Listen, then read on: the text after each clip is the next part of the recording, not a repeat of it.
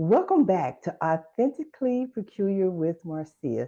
Y'all, we in season 4. I cannot believe that this is the 4th year of us doing this, and I'm so elated that God has opened doors for me to be introduced to people that I've not had an opportunity to really engage with. And so, this beautiful soul in front of us is Bridget Washington. She is everything trauma. Of course, you know that's my heart, everything trauma and healing. So today, I want to say thank you, Bridget, for your yes, for joining me here. And then will you introduce yourself to everyone? All right. First of all, thank you so much for this opportunity. I feel honored to be here.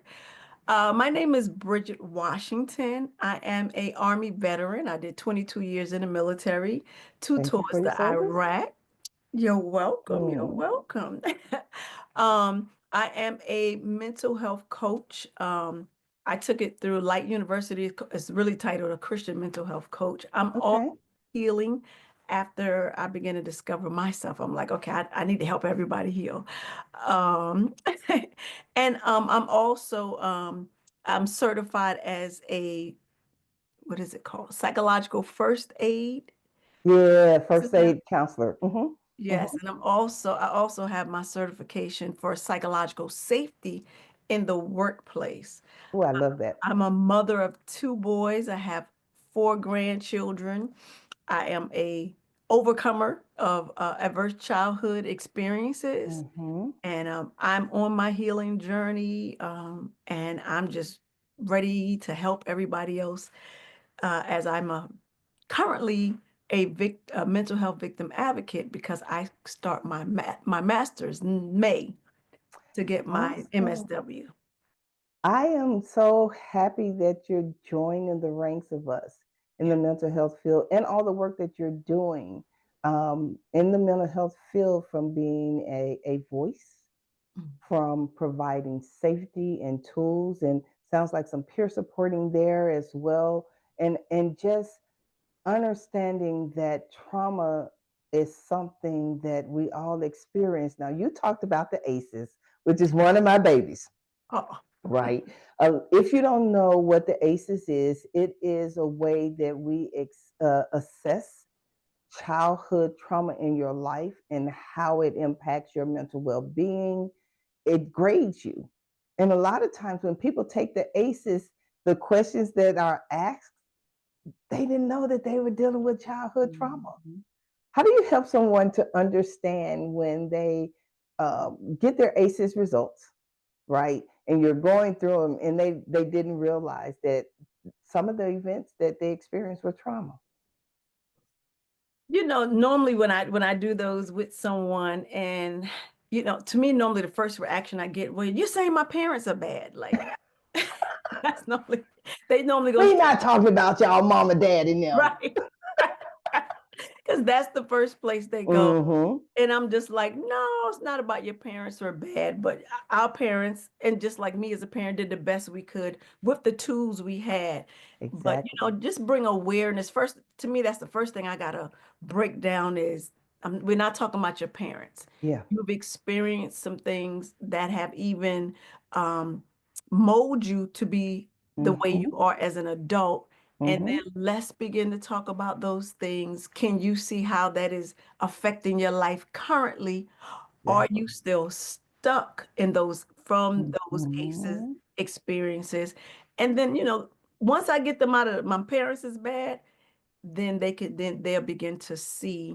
And it's always like from a question standpoint, like, so are you somebody that does, I always ask them, have you ever experienced this? Or, oh, have you ever had these thoughts? And Mm-hmm. that's how I normally break them down. And I'm like, okay, I'm gonna give you this, and then I'm gonna get you to a licensed professional Mm-hmm. mental Mm-hmm. health person, because this is what I got for you as this advocate.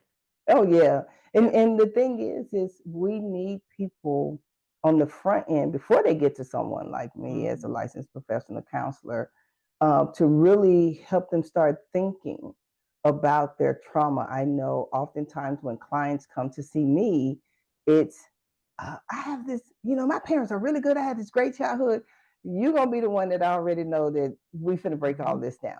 you know, because the truth is honoring what you need or didn't have Yeah. as a child does not mean that your parents weren't the best that they could be in Mhm. that moment. So I'm glad that you're sharing that with so many. What gave you that revelation? When I ended up in therapy. Okay. Okay.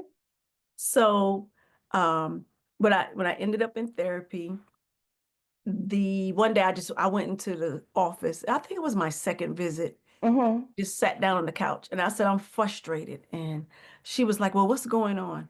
I said, I'm mean. I am mean and I'm a Christian. I'm nice for 2 days and I'm back being mean for the next 28 days and above. Oof. Like I am just, and I've lost relationships, I've Mm-hmm. lost promotion opportunities because of this. Mm-hmm. And she said, okay, well, tell me about your childhood. I got very defensive when she asked me. I'm like, what Mm-hmm. that got to do with Mm-hmm. me being mean? She was like, just work with me. Mm-hmm. And she said, who protected you when you were little? Come on now. I immediately said, oh, when I was in the military, I had some good platoon sergeants, some good leaders. And she said, mm-mm, you went all the way to your Get adult life. back. She said, Mm-hmm. who protected little Bridget? Mm-hmm. And And my, y'all hate when we ask those questions because I know that there are a lot of therapists, regardless of the genre, Mhm, whether it's LPC, LCSW, MFT, and you know just the whole 9 yards. They mhm, don't always want to go back to the past, mhm. but that's where the anchor is. Yeah. So when she took you back to your little girl, what happened? I immediately got tears welled up in my eyes. And I was like, nobody, Mm-hmm, nobody. mm-hmm, And she said, let's explore that. So, how did you deal with your childhood? And I'm like, okay, so my mom gave me to my dad at 3.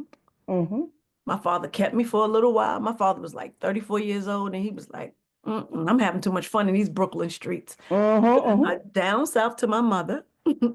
So I ended up down south with my grandmother, who was mm-hmm. angry at me Because you had to because show my up. mother, yeah, Mm-hmm. not her son who sent me to her. She was angry at me and my mother. Mm. And so if I would tell her the kids were picking on me at school because I'm light skinned, they gave me the blues down there by being light skinned. And Listen, and oh, don't have these green eyes, honey, because that made it worse. oh yeah, oh yeah, and it just was. And I'm telling you, it was my community Mm-hmm, who mm-hmm, gave me these issues. And so when I would tell her the kids was picking on me, she would say, "Oh, it's probably something with your smart mouth, you with that city mouth of yours." And I'm like, "What?" So I knew I couldn't go to her. mm-hmm, And mm-hmm. so the only thing I knew was I couldn't fight. I just never could fight. Couldn't throw hands at Okay. all. So I began to become mean, to back people up off me, or Mm-hmm, I would find something about their imperfection mm-hmm, and say something real hurtful and damaging there. And mm, so after I explained that to her, she said, "So how old was you?" I said, "About 9." mm-hmm, She said, "Okay, let's talk." She said, "So at the time I was 52." mm-hmm. She said, "So 9-year-old Bridget has been calling the shots for about 46 years now." And Yes, I'm like, ma'am. "Are you calling me a child?" The 9-year-old stood up right there in therapy. Mhm, she got defensive. Mm-hmm, She got defensive. And when she explained it to me, it was like someone cut on a light in the room. mm-hmm, It mm-hmm, it made sense. mm-hmm. I mean, it reminded me, people would say to me sometimes, "What is wrong with you? You act like a kid." So when she said that, it made sense to me. Mm-hmm. Then as I began to go down that journey, I had to begin to learn. So that means your kids had a 9-year-old mother. Your soldiers had a 9-year-old NCO. You had a 9-year-old boss. Like it just opened up so many things for me. Mm-hmm. And matter of fact, I ended up creating the LLC, Heal People See Different. I saw that. I fell in love with that. I was like, man, because once you heal, Mm. everything opens and you recognize. I literally recorded earlier, is it residue or reality Mm, that you're responding to? that's good. Most of us respond to residue Mhm, because we have those unhealed, unconfronted, suppressed situations that don't allow us to stop living it over and over subconsciously. mhm, And that's what it sounds like. Your 9-year-old defensive self, I'll add, abandoned and rejected, mhm, had to stand up for herself. So your first tier in the Maslow hierarchy mhm. was already cracked, and it Yes. remained cracked until you went through healing. Mm. Wow. So what does it feel like for you journeying through the heal? Well, let me ask it this way. As you journey through the healing, do you feel like you've reached the fullness of your healing? I would say not yet. Mhm. Um, because like something happened to me about 2 months ago, and I was like, oh, I didn't know that was still there. Mhm. Nothing had never brushed up against that part of my life. And I was Mhm. like, oh, okay. Mhm. And Mhm. so now I What is know how to this? say, okay, let's get to the root of this. Uh-huh. Uh-huh. Yeah. And I asked that question because I really want people to understand that there is no way that you can recover 46 years Mhm, of doing things the way that you did in survival mode overnight or 6 sessions. It just does not work that way because mhm. those layers got to come off. And Yes. like you said, you had that brush up. And it's Mhm, like, wait a minute, where did this come from? mhm. How did it take you aback? Did you um kind of judge yourself? What how did you react to that? At first, I did judge myself. I was like, I'm Mm. not as healed as I think I am. Like, Oh. I thought I was making progress. And then, after a while, probably about 15 minutes, I had to have that self-talk like, okay, Mhm. yes, you're not going to take away from the work you have done, but you learned something new and that you Mhm. have to work on that as well. And I'll Mhm. probably learn something new later on. Mhm. Because I feel like I am constantly growing. I'm constantly Absolutely. growing. And so, but it feels good to me Mhm. that I have that awareness now. For Yeah. 46 years, I didn't have awareness about who I was. And to have that awareness is more empowering than waiting to heal Mm, because the awareness moves you into the healing. I read something on TikTok earlier, or I heard something on TikTok earlier today, and a gentleman said, your healing comes after acceptance. mm, That thing hit my soul. yeah. I was like, yes, that is actually it. Your healing come after you accept. There were a lot of things that my 9-year-old self was not in control of. One was survival. Mhm, Two, understanding that my grandmother didn't know how to love me and was too angry at me and my mama instead of her son that she raised. mhm, But that wasn't my mhm, journey. I just had to live it. You see? And so when you mhm. begin to have to go through that and share that with yourself, how empowered do you feel for yourself on your own trauma healing? It just feels so good. And I love now my community is saying, you changed. Even my family is saying, you changed. And I'm like, yes, God.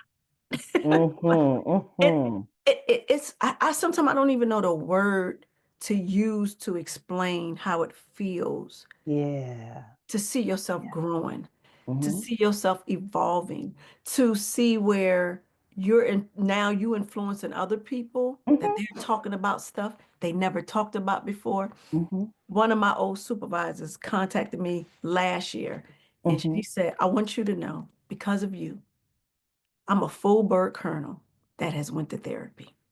Wow.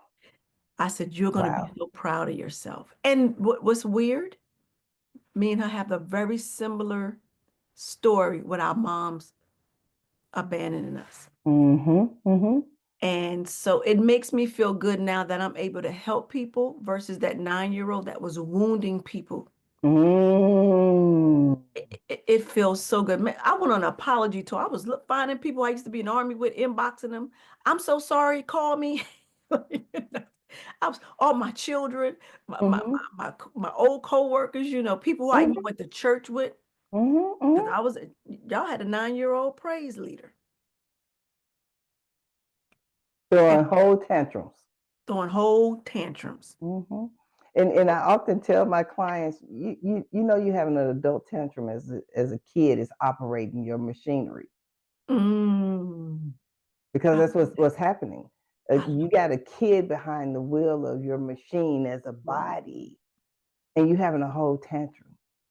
Let's talk about the tantrum. Marcy, I don't want to talk about that. Oh, but in here, in therapy, we're going to talk about it because I would be remiss to let someone walk out the door Mhm. having that behavioral expression because you're going to wound somebody that didn't deserve to be wounded. I love that insight for you, and I can see the joy as you talk about tapping into your healing, tapping into the recovery part of who you are.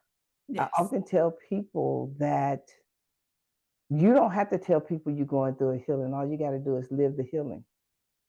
And so you're literally benefiting from lived healing because people see you. Yes. Mhm. How does it feel to know that you're a superhero without trying? It feels good. Now I feel like I know my purpose. I feel like now I Mm-hmm. know why I was created. Mm-hmm. Because like you said, you can see the joy. Like I literally get joy from helping people or giving them the resource because Mm-hmm. I realize my level of education. I don't have Marcia's experience and her expertise, but I can give you that first aid so I can get you there. Mm-hmm. And it feels good. Sometimes some of them say, I don't want to go. I just want to use you. And I'm like, I feel Mm-hmm. that Mm-hmm. you would benefit from somebody who is helping me Mm-hmm. overcome my past. Mm-hmm. And Mm-hmm. I feel like one of the number one things I feel as a victim, I mean, as a victim, as a mental health advocate, even Mm-hmm. as a victim advocate, because I Yeah. worked a lot in the military with sexual assault Mm-hmm. uh, survivors. When I can help them with shame, I can get them to you. Absolutely. Shame, guilt, and taking ownership of an act that occurred against them that Hmm. they couldn't control. And the way I usually tell victims is this: when you got up that morning, you got up to get dressed to go do your job. When Hmm. that violator got up that morning, they got up to go get dressed to do their job, and their job was to find someone to hurt. You couldn't have prepared for that. You Hmm. wouldn't have known how to prepare for that. And the truth is, you fought all that you could because me, as a childhood survivor of sexual assault, I recognized that what was my little 5-year-old body gonna do the Right. whole big old 17-year-old teenager. Mhm. What was I really going to do to defend myself? Mhm. And you practicing mental health first aid, providing those resources and those tools to get them to one, open up about it. I have Mhm. many clients who um, experience sexual assault that they call molestation instead of rape. Mm. So now I got to educate you Yeah. on the difference. Yes. Even if it got to the point where you no longer put up a fight because you knew it was going to happen, that's a defense mechanism. Hmm. But most of them didn't think of it like that. It was like, well, I just let them do it now. It's defense. Yep. You literally left your body doing the whole interaction because your mind didn't want to be there. Hmm. And so, what are some things that you do when you have clients to come see you and you utilize first mental health first aid? What are some of the first things that you offer or suggest to them when coming through their or beginning the work of their trauma? So one of the first things I do, we do like a mindfulness exercise Okay. because a lot of them are already nervous. They're dealing with guilt or shame. So I start off with a mindfulness exercise. And then, I let them talk to see where they're at. Mm-hmm. And then, Mm-hmm. like you just said, I have to go through a lot of, it's not your fault. There's a lot of Mm-hmm. self-blame, definitely a lot of shame or victim blaming. Mm-hmm. And so I have to educate them. What does that mean? Yeah. You didn't volunteer for that. I think some of the hardest ones have been those who um who body responded Mm-hmm. doing the sexual assault. And I was like, Mm-hmm. our bodies were created to respond. Yes. Didn't mean you liked it. That didn't mean you shouldn't report it. So it's a lot of education Mm-hmm. that's Mm-hmm. there and that crisis intervention, trying to get them to just come back to where you are right now. That's why I like the mind start off with the mindfulness, because I want to bring you to this moment so Mm-hmm. we can begin to take it piece by piece. And if all we Yeah. talk about today is guilt, then guess what? That's all we talk about. That's it. This is not a race. Mhm. Healing is a journey. Yes. And when people come in and say, well, how long do you think it's going to take? It's like, how long do you want to commit? Because the real reality is if you've gone through 30 years worth of unnormalized situation, we got 30 years worth of stuff that we got to cave through. Will it take you 30 years to heal? Absolutely not if you're Mhm. committed. You can start seeing some absolute changes after the fourth or fifth sessions because your mindset becomes intentional Yeah. about your healing. How Mhm. do you help people to redirect themselves when they are trying to own their trauma? I'm big on the Louise Hay with the mirror exercise. Love it. Yeah. My clients hate the mirror. Do they? I love it. They hate the mirror because it's literally them looking in their mirror and I ask them, tell me who you see. Hmm. Describe who she is, he is. Hmm. Now, we gonna look at you. I love the mirror exercise. What got you into that? Church. And matter of fact, it ended up happening the month before I ended up in therapy. I Mm. was in church one night and the pastor was like, and she's a LMCS, Okay. was it LPT? LMSW? Oh, LMSW. Okay. Yeah. And so she was like, tonight I want to do an exercise with everybody. So it was like, okay. And she made us pull out the phone camera and we did it. And I never did it, never heard of it. And once we did it, and when we got through, and she was like, all right, everybody, like, look at your paper and how many of you were positive, how many of you were negative. We did it 3 times. All 9 of mine were negative. Wow. That's all I saw. I wasn't Mm. healed yet. Yeah. You were opening a door. Hmm. You And I got feel like God set me up because that was a month He did. before People my don't realize God, he's something else, man. Because he be bamboozling us a lot. Because he got the nerve to make us feel like we're in control of things and all that kind of. He be bamboozling us a lot.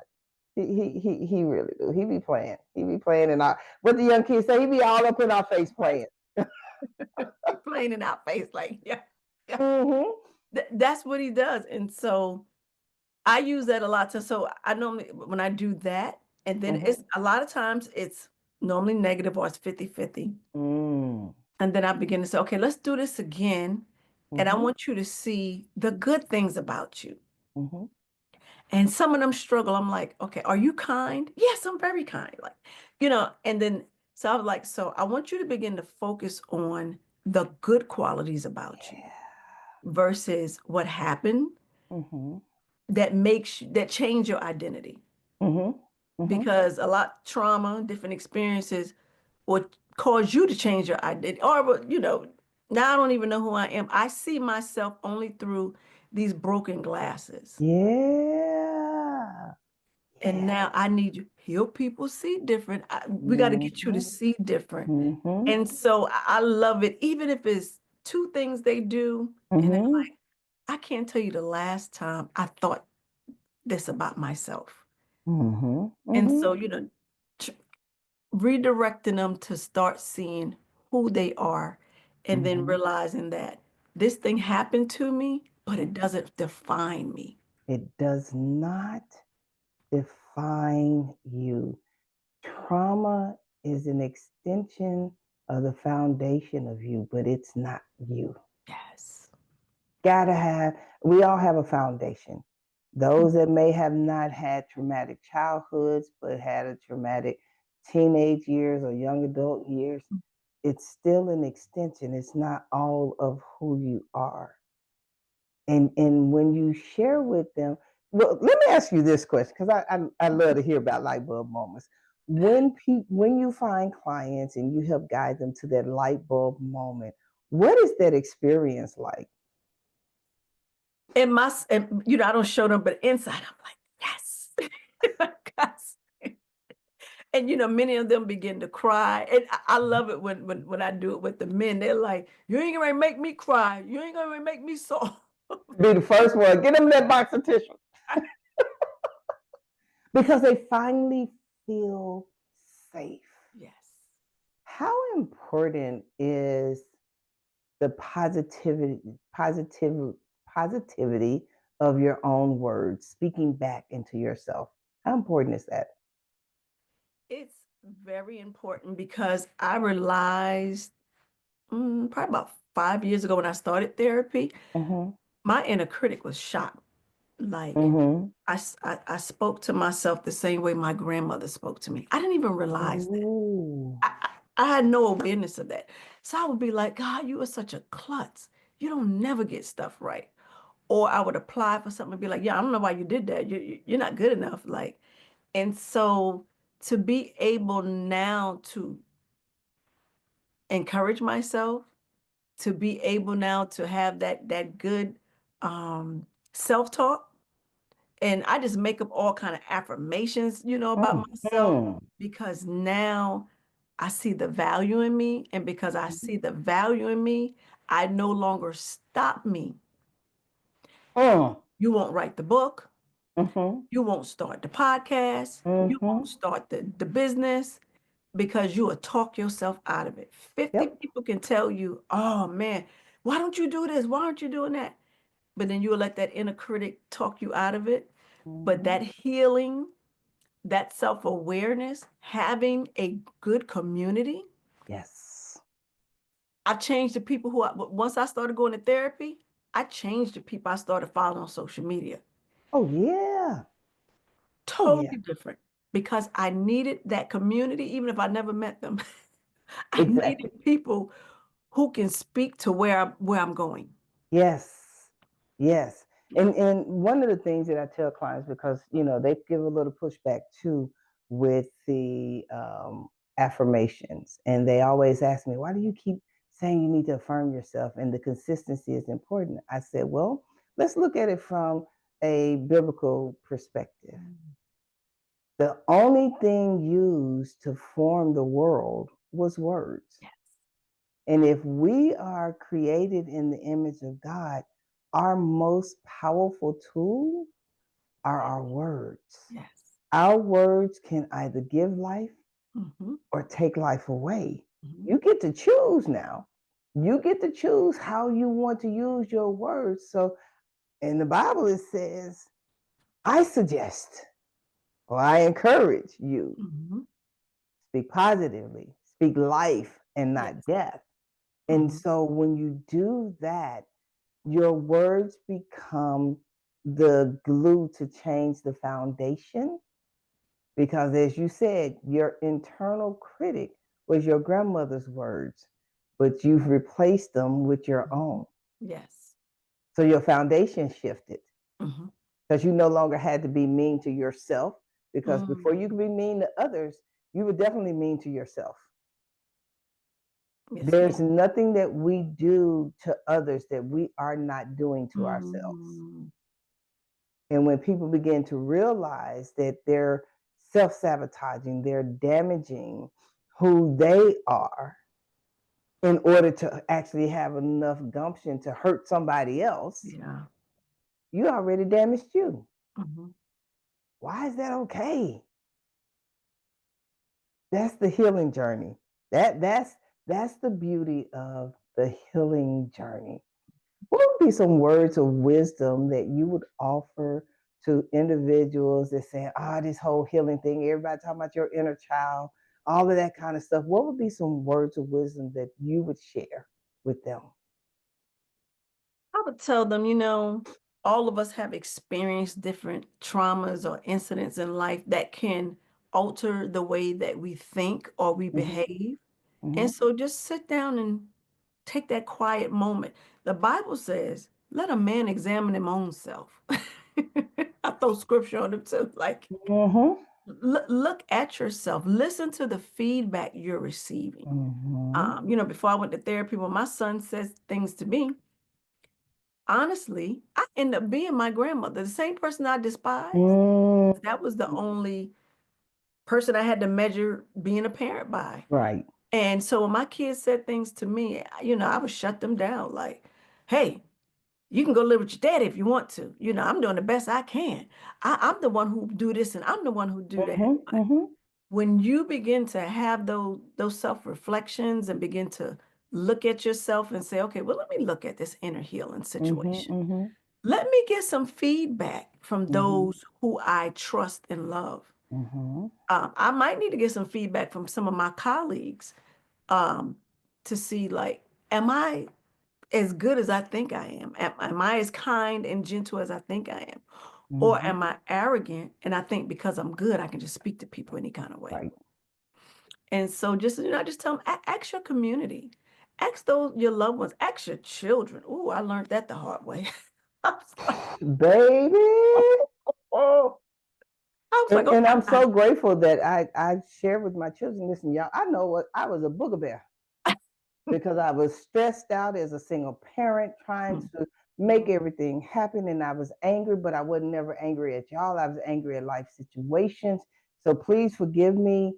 mhm, Uh, I ain't gonna be one of them parents that gonna be like, I did the best I could. I did.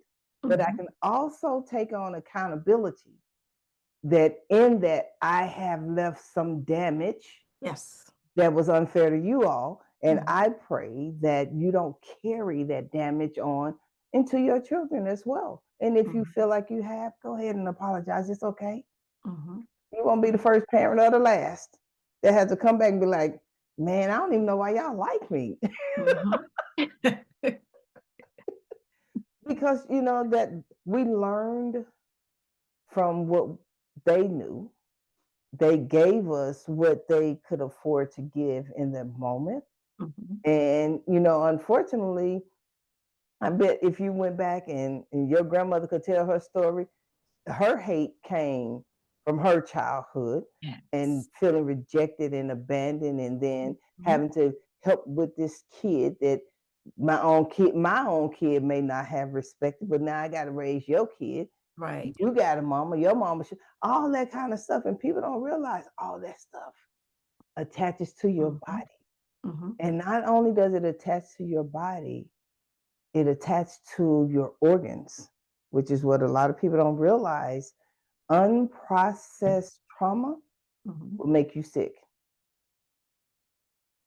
Where was you at 46 years ago? Still healing.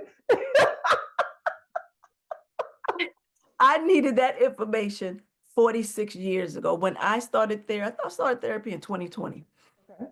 It made sense to me when I had an excellent therapist when she began Mhm. to talk to me about stuff. And it made sense because I would go to the doctor and I'd be like, I'm in pain. And they couldn't figure it out. So they just start giving you stuff. All kind of stuff. Fibromyalgia. They just start saying stuff, but I'm Mhm. like, what is fiber? You know. But Mhm. once I started going through therapy and learned how to release it and learned that the body keeps the score, I had never knew Listen, this until 5 years ago. I went to the doctor the other day and she was like, I don't know what you're doing, but keep doing it. Your levels are so good. Mhm. Baby, I am healing. And that's the thing, because people don't realize it, that medicine is simply just science, Mhm, right? And our bodies are scientific, and mhm, we're all just balls of energy. When you can tap into the thing that's actually pulling energy mhm. and reverse that energy source, you can go through healing. That's why so many people, especially in the Black community, because we hold on to so much Yeah. trauma that's unprocessed, we end up with high blood pressure, diabetes, cancers, heart attacks, strokes, unforgiveness, depression, anxiety, and yada, yada, yada, list goes Mhm, on. But when you begin to say, I want to heal, and I don't want to heal because other people need to recognize me. I want to heal so I can be my best self to me. Because again, you're going to abuse yourself when you're unhealed. mhm. And that abuse can come out to negative conversations, negative thoughts, too much drinking, too much alcohol, too much, drugs, whatever devices are, is usually from your unhealed self. Yes. Mm-hmm. Yes. I learned this about coping and I was able to um, make it into when I had a knee surgery. Okay. So, like I learned these coping mechanisms, Mm-hmm. but I didn't learn they shouldn't have been my lifelong thing. So when I had surgery on my knee, when I first had it, the doctor had me on crutches. I couldn't be on my legs certain times of the day. Mm. After so many sessions of physical therapy, then I went to a cane. Mm-hmm. And then when he was like, okay, it's time to come off the cane, and I'm like, I'm nervous. I might fall. And he was like, staying on the cane too long will make you weaker and it'll work against you. Absolutely. And that's what I learned when I started Mhm. going to therapy. Like all these coping, and some of them coping mechanisms I had were no good. Absolutely no good. Every coping mechanism is not for everyone. Mhm. Every therapist is not for everyone. I often say you need to date your therapist. And when I say date them, I'm saying come into a couple of sessions, see if you all are vibing, see if you're getting from them what they need and what they need to give to you that they're giving. If not, it's okay to sever that relationship. Yes. It's okay. You don't, yeah, this ain't about a loyalty thing. This is about getting to your authentic life. So you're absolutely right. When I had my knees replaced, I remember being in physical therapy, and my physical therapist was like, "You're gonna be out of here in a couple of weeks." And I was like, "Why you say that?" And he showed me this guy. He's like, "He's 6 months in." I was like, "Oh no, I ain't got time to do all that." What? And literally, I would be over mind over matter, mind over matter, go mind over matter, mind over matter, and literally having those conversations where you have to do that with healing. Yes. You gotta tap into you. What am I saying to my brain? What am I saying to my heart Mhm. to be my best self? Mhm. Yeah. You know what? I so appreciate you. Before we close out, I want to ask you to give someone a word of encouragement about healing and confronting their trauma. I would say you deserve to be whole. Mm. You were created to be whole. And there is so many people that's waiting on what you have. So please heal so others can stop suffering because you are the answer. Mm. And healing, you take it, you don't just eat it one day. I mean, the whole thing, but it's a Mm-hmm. process. Give yourself grace. Stop saying you had losses and say I had lessons. Oof. Now, every lesson I had that was bad, it's gonna push me up to my next level, and I'm gonna walk in my purpose and be who I was created to be. Mm. And you owe it to your body. You just talked about it, how holding on to unprocessed trauma will cause you sickness and disease. You owe it to yourself. You owe it to your body.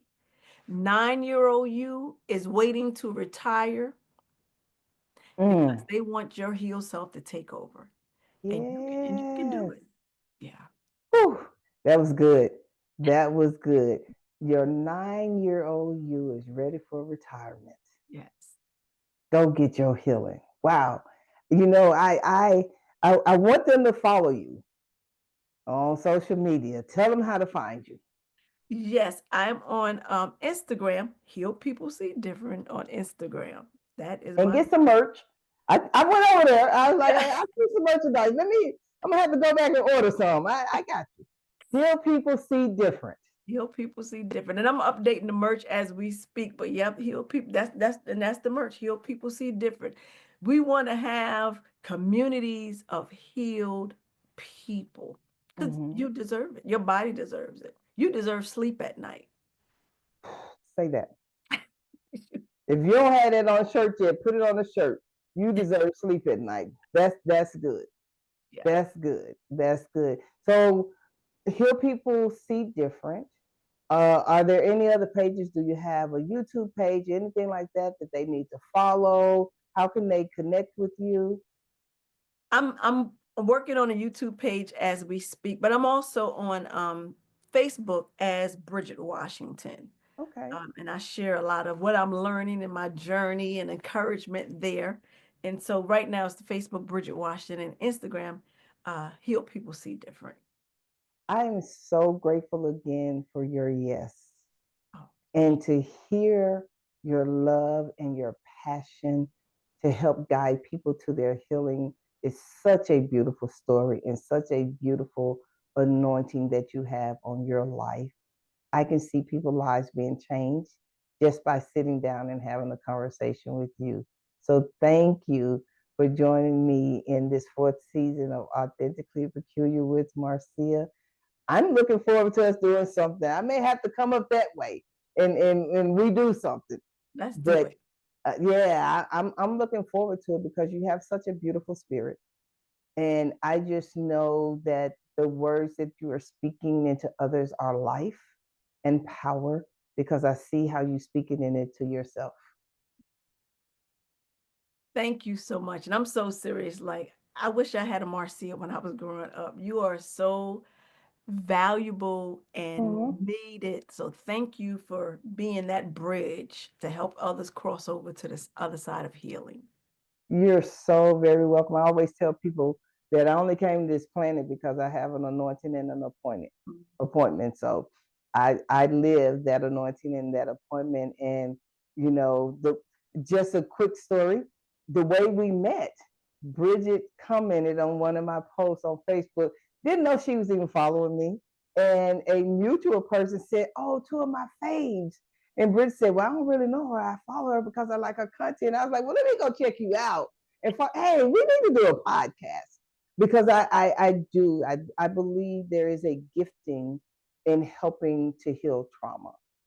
So again, thank you. We will be in touch, but you all go out, follow on YouTube, Authentically Peculiar with Marcia, uh, Spotify. You can find me on TikTok and Facebook and all of that. Just put in Marcia Blaine, Authentically Peculiar with Marcia. You'll find me. This episode is going to air, and I want everyone that views this episode to leave Bridget a comment. Oh, Truly, I want you to leave her a comment, and then I want you to go out there and get some merch off of Heal People See Different. Healed People See Different. I need you to go get some merch. Let's blow up her Instagram page. Let's grow up her merch where she be like, "Hold on, I can't take no more orders right now." That's where I want to get to. All right. So y'all be easy. I'll see you on the next episode of Authentically Peculiar with Marcia. Take good care. Stay grounded. Stay purposed, and stay intentional. Bye.